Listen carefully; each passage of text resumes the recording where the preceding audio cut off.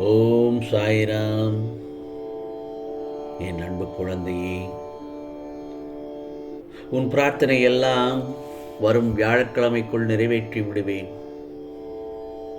உன் சாயப்பா சொல்வதை கேள். ஆனந்த கண்ணீர் விடுவாய் என் செல்லமே. என் செல்லமே, உனது வாழ்க்கையில் எப்போதாவது எந்த ஒரு பெரிய காரணமும் இல்லாமல் உன் மனைவி, கணவன், குழந்தைகள் அல்லது பெற்றோர்கள் மீது கோபப்பட்டு கத்தியிருக்கிறீராயா என் செல்லமே?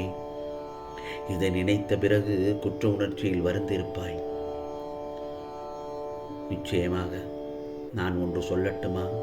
உண்மையில் இந்த தேவையற்ற கோபத்திற்கும் அந்த குறிப்பிட்ட சூழ்நிலைக்கும் எந்த சம்பந்தமும் இருக்காது. இது நம் மனதிற்குள் நீண்ட நாட்களாக புதைந்து கிடக்கும் முடிவில்லாத உணர்ச்சிகளின் வெளிப்பாடாகும். இப்படிப்பட்ட மனத்தடைகளை எப்படி கண்டறிந்து சரி செய்வது என்பதை பற்றி நான் சொல்வதை சற்று கவனமாக கேள். ஏன் எல்லாம் இப்படி நடக்கிறது, ஏன் இப்படி கோபங்கள் எல்லோரையும் திட்டும்படியாக நடக்கிறது என்று சற்று நினைவுபடுத்திப்பார். நான் சொல்வது ஒன்று புரியட்டுமா? நான் சொல்வதை கவனமாக கேள். நமக்கு மிகவும் நெருக்கமானவர்களோ அல்லது அறிமுகம் இல்லாதவர்களோ கடந்த காலத்தில் நமக்கு ஒரு மிகப்பெரிய துரோகத்தையோ அல்லது வலியையோ ஏற்படுத்தியிருக்கலாம். அந்த நேரத்தில் நம்மால் அவர்களை எதிர்த்து எந்த கேள்வியும் கேட்டிருக்க முடியாது அல்லது நமது உணர்ச்சிகளை வெளிப்படுத்தி இருக்க முடியாது. இந்த வெளிப்படுத்தாத கோபம் இருக்கிறதல்லவா, இந்த வெளிப்படுத்தாத ஏமாற்றம் இருக்கிறதல்லவா, இந்த வெளிப்படுத்தாத மற்றும் அழுகை இருக்கிறதல்லவா, இவையெல்லாம் நம் மனதிற்குள் ஒரு ப்ரெஷர் குக்கர் போல தேங்கிக் கொண்டே இருக்கும், மன அழுத்தத்தோடு இருக்கும். இதற்கு ஒரு வடிகால் கிடைக்காத போது தற்செயலாக நடக்கும் சின்ன சின்ன விஷயங்களுக்கு கூட சம்பந்தமே இல்லாத நபர்கள் மீது நமது கோபம் வெடித்து சிதறுகிறது. இதைத்தான் உளவியலில் எமோஷன் என்று சொல்வார்கள், உணர்வுகளின் எச்சம். நான் இந்த மாதிரியான நேரங்களில் இதிலிருந்து தப்பிப்பதற்கான சில எளிய முறைகளை உனக்கு சொல்லித் தருகிறேன் என் செல்லமே. உன் மனதில் இருக்கும் தேவையற்ற பாரத்தை இறக்கி வைக்க சில முக்கியமான வழிமுறைகளை நான் சொல்லித் தருகிறேன்.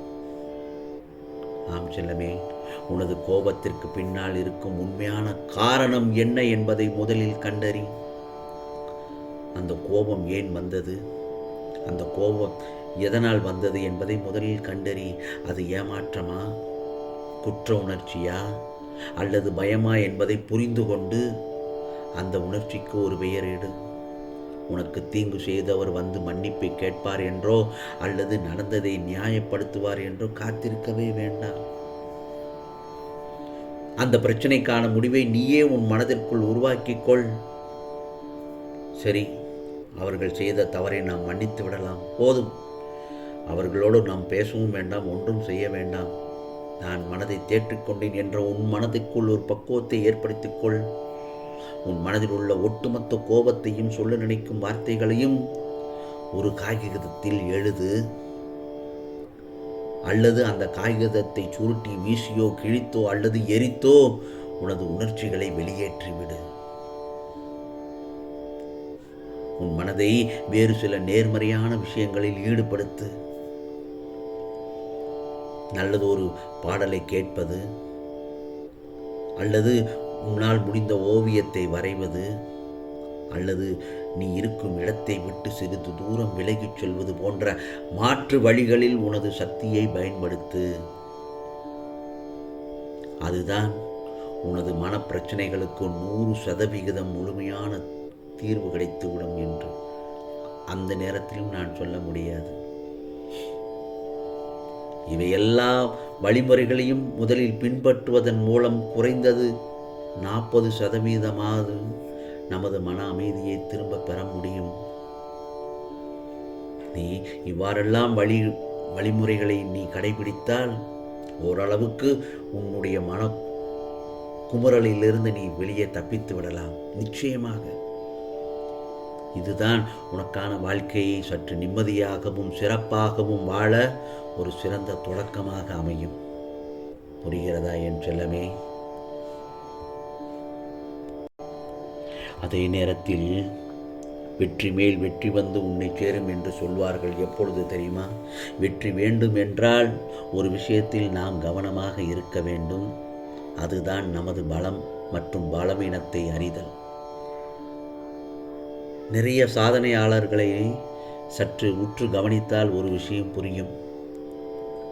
அவர்கள் வசதி உள்ளவர்களாக அல்லது வறுமையில் இருக்கலாம். அவர்கள் தேர்ந்தெடுக்க எத்தனையோ வாய்ப்புகள் வந்திருக்கலாம். ஆனால் அவர்கள் தங்களுடைய விருப்பமான துறையை தேர்ந்தெடுத்து அதில் முழு கவனம், புரிகிறதா? அதில் முழு கவனம், முழு ஈடுபாடோடு செலுத்தியதால் மட்டுமே கொண்டாடப்படுகிறார்கள். நான் பல முறை சொல்லியிருக்கிறேன், நீ எந்த ஒரு வேலையை செய்யும் போது அதில் உனக்கு சந்தோஷம் கிடைக்கிறதோ அது சந்தோஷம் இல்லையோ, சந்தோஷம் கிடைத்தால் அது உன்னுடைய பலம். எதை செய்யும்போது நமக்கு விருப்பமே இல்லாமல் கடமைக்கு தொடர வேண்டி இருக்கிறதோ அதுதான் நம்முடைய பலவீனம். முழு மனதோடு செய். எந்த ஒரு வேலையும் முழு மனதோடு செய். உதாரணத்திற்கு நான் ஒன்று சொல்லட்டுமா? சில பேர் சமைத்து கொண்டிருப்பார்கள். அவர்கள் சமைத்த உணவுகளை சாப்பிடும் பொழுது நன்றாக ருசியாக இருக்கும். ஆனால் அதில் மனதில் நிறைந்திருக்காது அந்த சாப்பாடு. அதே நேரத்தில் வீட்டில் சந்தோஷத்துடன், அதில் முழு திருப்தியுடன், முழு ஆனந்தத்தோடு, முழு ஈடுபாடோடு அந்த சமையலை செய்தார்கள் என்றால் அந்த சமையலை நாம் சாப்பிடும் பொழுதும் அந்த மனதில் ஒரு நிம்மதி கிடைக்கும். புரிகிறதா? அதைத்தான் சொல்ல வந்தேன். என் செல்லமே, இந்த உலகில் நிலையானது என்பது எதுவும் கிடையாது. அதை முதலில் புரிந்து கொள்ள வேண்டும். சூழல்களால் நமது விருப்பங்கள் மடைமாறும் சந்தர்ப்பங்கள் ஏற்படலாம். ஆனால் அந்த சூழலை எப்படி கடந்து உனக்கான விருப்பத்தை ஏற்றுக்கொள்கிறாய் என்பதுதான் சவால். இன்னொரு விஷயத்தை இங்கு கவனிக்க வேண்டும் என் செல்லமே. சூழல் அழுத்தத்தில் நீ உனது வாழ்க்கை துறையை தவறாக தேர்ந்தெடுத்து விட்டால் அதிலிருந்து உனக்கு பிடித்த துறைக்கு மாறுவதற்கு நிறையவே போராட வேண்டும். அந்த மாற்றம் குறிப்பிட்ட காலத்திற்குள் ஏற்பட்டு விட்டால் நீ விரும்பிய வெற்றி பயணம் அமையும். 5இல் வளையாதது 50இல் வளையாது என்பார்கள். தகுந்த வயதிலேயே நமக்கான துறையை இதுதான் என அறிந்து தேர்ந்தெடுத்து கொள்ள வேண்டும். பிறகு பார்த்து கொள்ளலாம் என இருந்தால் காலத்துடன் வயதும் ஓடிப்போய்விடும். நம்முடைய எனர்ஜி லெவலும் குறைந்து வேகம் மட்டுப்படும். ஆகவே ஒரு துறையில் ஈடுபட்டு பொறுப்புகள் கூடிய பிறகு துறை மாறுவதும் பின் நாம் நினைக்கின்ற உயரத்தை அடைவதும் அதைவிட சிரமம். குறிப்பிட்ட வயது வரைதான் நம்மால் எதையும் ரிஸ்க் எடுக்க முடியும். அதன்பின் நமது திறமையும் தைரியம் இயல்பாகவே குறைந்துவிடும் என்பதுதான் உண்மை. ஆகவே இன்று உனக்கான பதிவாகத்தான் பல நல்ல அர்த்தமுள்ள தகவல்களை உன்னிடத்தில் சொல்லியிருக்கிறேன். நிச்சயமாக உன் பிரார்த்தனைகள் எல்லாம் வரும் வியாழக்கிழமைக்குள் நிறைவேறும். இது சாயப்பாவின் சத்திய வாக்கு, அருள் வாக்கு. உனக்கானதெல்லாம் நிச்சயமாக நல்லதே நடக்கும், நல்லதே நடக்கும். ஓம் சாய்ராம், ஓம் சாய்ராம். ராம்ஜி அருள் கிடைக்கட்டும்.